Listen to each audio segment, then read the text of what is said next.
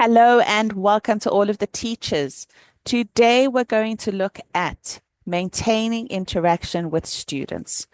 We're going to look at some examples of maintaining interaction, building rapport with students, using interactive tools, reward systems. Okay, let's go for it. Importance of maintaining interaction. Number one, help students and teachers connect. We all know this is vital. We all want to have a relationship with our students so they enjoy the class and you enjoy the class. Okay? Supports learning and growth. If the student is interacting and the student is enjoying the class, obviously they are going to learn and they're going to improve. Keeps students interested. Okay, we all do not want students that are looking around and are distracted. So maintaining that interaction keeps them focused and keeps them on the lesson. Makes lesson fun and interactive. Okay. Next slide. Some examples of maintaining interaction. Number one, start with an icebreaker. An icebreaker gets the student's brain moving. It also helps with the connection of the student, and you get to know the student a little bit more. If you have that connection with the student, you are then going to have a recurring student because they are going to want to come back. So get to know your students. Ask them questions. Use icebreakers. The next one, use fun tools. Try games, quizzes, or online tools. Okay. This is a great example of maintaining an interaction. If you have a student that is not particularly interested in the topic or is very distracted, try a different way. Try a game. Do a memory game on the ESL memory games. Try an online tool such as drawing or brainstorming, which we will look at now. Try something different. Okay? Talk and listen. Let students share and ask questions so they feel involved. This is very important. I like to learn from my students, so they often will ask me questions, and then we will have a two-way conversation. Two-way conversation, great way to build that interaction and to build up that rapport. They are learning about you, you are learning about them, and suddenly you have a connection. Okay. The next video is an example of facial expressions and brainstorming. I hope you all are going to enjoy watching me teach. No, not a season. Yes, cloudy is not a season. What are the four seasons? Autumn, winter, spring, and rainy. Oh, sunny. Oh, summer. Oh my word, let's try again. Autumn, Win, autumn, winter. Autumn, summer. Autumn, rainy. okay, okay, let's do this. I don't know because Thailand have only 3 seasons. Because does Thailand only have three seasons? Yes. Wow. Okay, let's do this. Four seasons.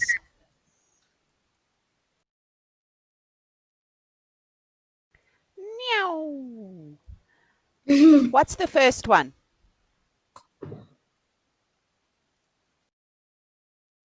um, winter. Winter. How do I spell that? Winter. Good. What is the second one? Autumn. Autumn. How do I spell? Autumn. M N. Remember, the N is a silent letter. Okay. The third one.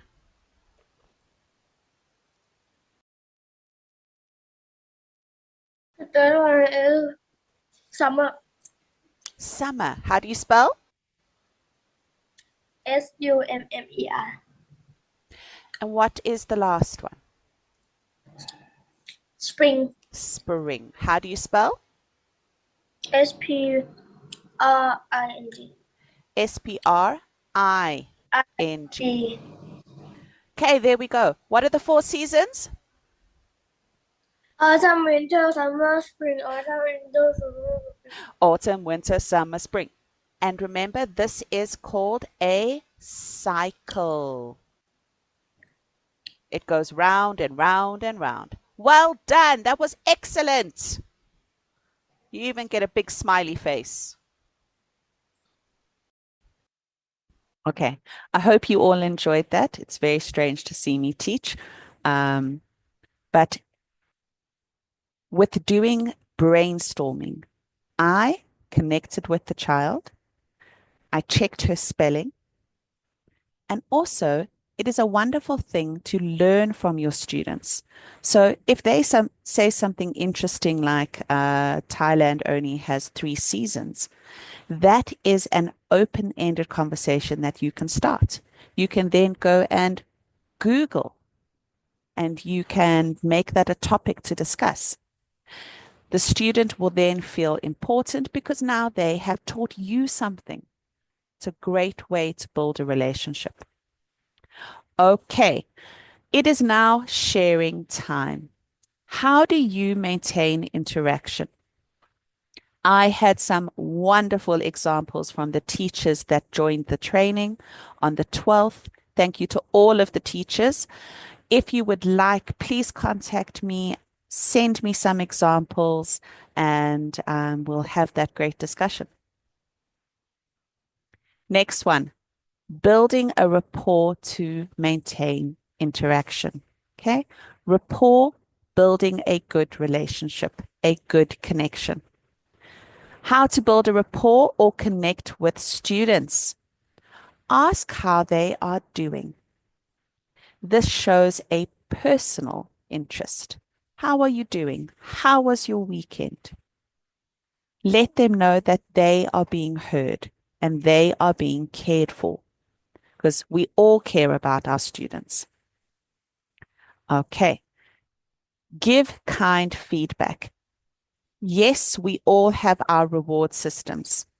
Okay. But a kind word goes a very long way. Be someone they can count on. So this means be punctual. Arrive on time. Don't be late. Make sure that your connection has proper Wi-Fi and it's connected. Do not leave the class early. If you have time left over, go and watch a video. Go and revise vocab. Ask them questions. Do something like a quiz that maybe they are interested in. Be someone that they can count on. If you are punctual and you show up for them, they are going to show up for you. Okay. Last one, share your own stories. Do not be scared to share a personal experience.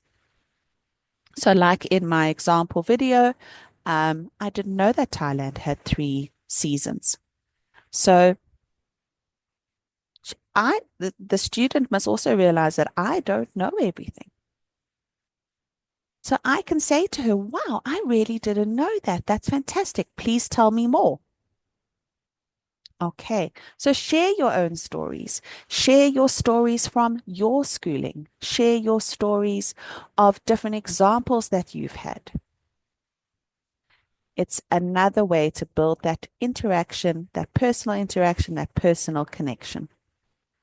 Okay, the next video is an example of an icebreaker. Hello, Lucas. Hello. How was your day? It's very great. Very great. Why has it been so great? Because I have more Lego pieces. More Lego? You have to show me. No, I said more Lego pieces. Did you get more Lego pieces so now you can build more Transformers? I can build a transformer it's small but can turn to a big one. Can you show me that one? No, I'm missing those pieces Oh from the no! transformers. So maybe later I'll make it. When we're done the lesson, I will do it, and next time I will show it. I love that idea. So when we're I finished the promise. lesson, make your transformer and then I'll see it next time. I am very excited. Okay, how was your weekend? Okay, so that student loves Lego. How did I find out about that? I asked him long time ago, and now every single lesson he shows me something that he has built. That is a great connection. It gets the class going. He's excited to join. So that's just a very nice icebreaker. Find out what the student is interested in, and you show on your face that you are interested.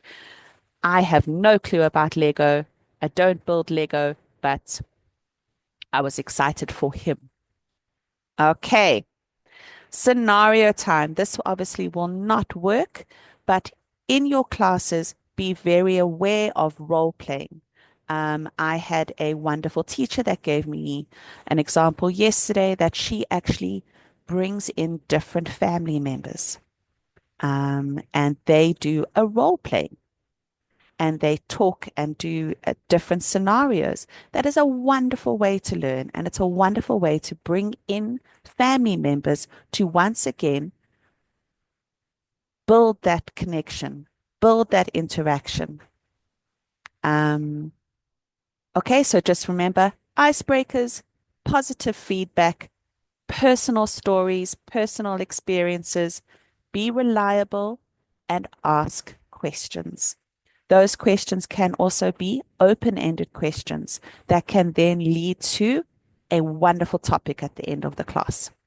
Okay, I hope that you are all with me. Ways to use interactive tools. So these are tools that you can use during the class to bring back the students' focus. If they are looking for a squirrel, this is how you're going to bring them back. Okay. Use the whiteboard to draw. So if you have a student that can annotate on the screen, get them to draw, get them to circle, get them to be involved in the lesson. If you do not have a student that can annotate, do it yourself, but use the whiteboards. Go and investigate online whiteboards that you can create with the child.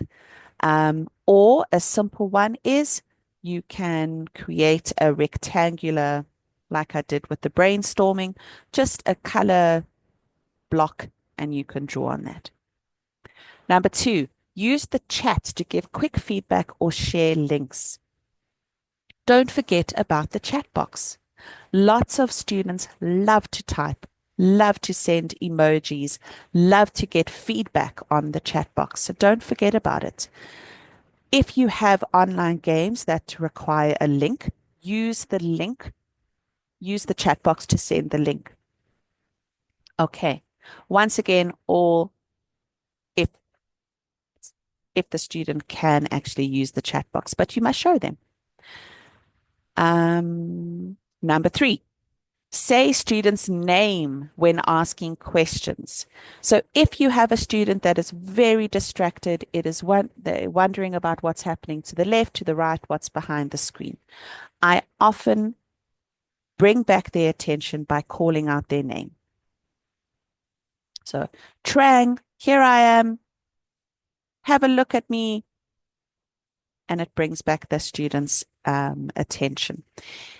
If you are struggling with a student's name, as we all do, don't worry, then you can maybe make a sound effect. So I often whistle. I whistle very loudly, and it brings back the students, and we all have a little giggle about it.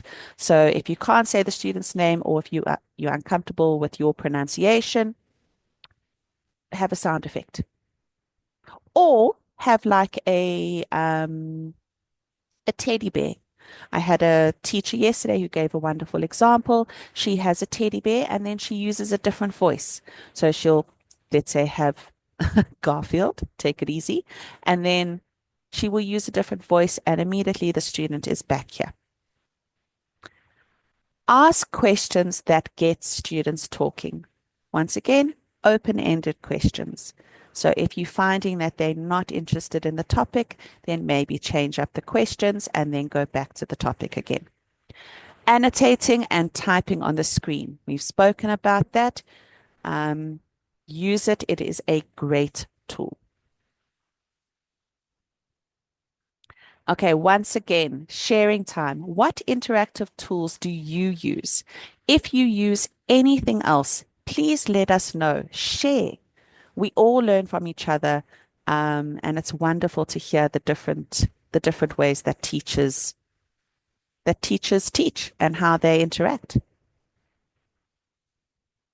Finally, the reward systems and enthusiasm towards homework. Okay, reward system. First of all, for the gamified lessons, please remember to use the emojis on the right-hand side. It's a great way. They make a sound effect. It's a great way to get that child focusing and interacting again. If you are not on a gamified lesson, then you can use your reward systems. Okay, I have a whole lot of lollipops that I use, which also helps the students. And I have some funny ones. I have some lovely ones. So, and I have about 100 of them. So they're always different. Use your reward system. The student will appreciate it. The student will also know that he is doing well and is improving. So it's a great way to build that interaction. Excuse me. Be excited about homework. Now, I know that we all struggle to get our students to do their homework, but if you show enthusiasm at the end of the class, then hopefully your student will pick up on that and then want to immediately go do their homework after class or a little bit later. Enthusiasm, be excited. If they do their homework, wow, then big rewards. Make it a big thing. So the next time they want to have that positive feeling again. They want to please you. They want to show you that they are working hard. Another example that a teacher gave me is she uses a reward system at the end of the class. So if the student has done their homework, she will then give them an option to watch a video of their choice or play a game of their choice. So it gives them the incentive to do their homework. I think that is a wonderful example to try and motivate these kids to do their homework. Okay. Show and tell time. So this is when I asked all of the teachers to show their reward system. Please send me photos, send me videos, go and post them on the Facebook forum. That Facebook forum is there for you guys to show off your teaching and make us smile. So if you do have any examples, go and put them on the forum. Okay, that is it. Thank you so much. Now, please remember to complete the retention form and satisfaction survey. They are going to be in one form. You're not going to get two links. Good luck. I hope you enjoyed today's training, and I will see a lot of you in the next training. Okay, let's say bye-bye.